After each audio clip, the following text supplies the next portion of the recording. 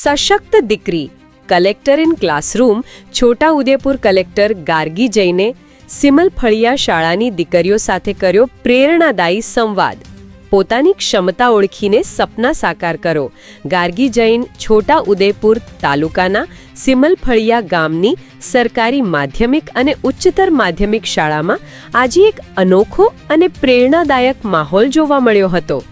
સશક્ત દીકરી collector in classroom અભિયાન અંતર્ગત જિલ્લા કલેક્ટર ગાર્ગી જૈને રૂબરૂ વર્ગખંડમાં પહોંચીને વિદ્યાર્થીનીઓ સાથે સીધો, સહજ અને અત્યંત પ્રોત્સાહક સંવાદ કર્યો હતો. વિદ્યાર્થીનીઓને અભ્યાસ અને પરીક્ષા વિશે માર્ગદર્શન આપતા તેમણે જણાવ્યું કે દરેક બાળકની યાદશક્તિ અને વાંચવાની પદ્ધતિ અલગ હોય છે. કોઈની નકલ કે દેખાદેખી કર્યા વિના તમારી પોતાની અનુકૂળતા મુજબ તૈયારી કરશો તો સફળતા ચોક્કસ મળશે. રમતગમતના મહત્વ પર ભાર મૂકતા તેમણે ઉમેર્યું કે રમતો રમવાથી માત્ર શરીર જ નહીં પરંતુ મન પણ સ્વસ્થ રહે છે અને એકાગ્રતામાં વધારો થાય છે. વિદ્યાર્થી કાળમાં અભ્યાસ સાથે રમતોમાં પણ સક્રિય રહેવું જરૂરી છે.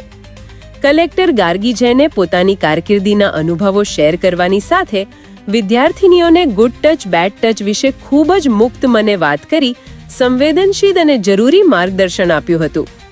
શાળાની મુલાકાત દરમિયાન તેમણે દીકરીઓમાં આત્મગૌરવ જગાડતા રોજના જીવનમાં હું સ્વચ્છ રહીશ, આત્મવિશ્વાસી રહીશ, સુરક્ષિત રહીશ અને મારા પરિવાર તથા દેશનું નામ રોશન કરીશ જેવા સંકલ્પ વાક્યોનું નિત્ય રટણ કરવા પ્રેરણા આપી હતી.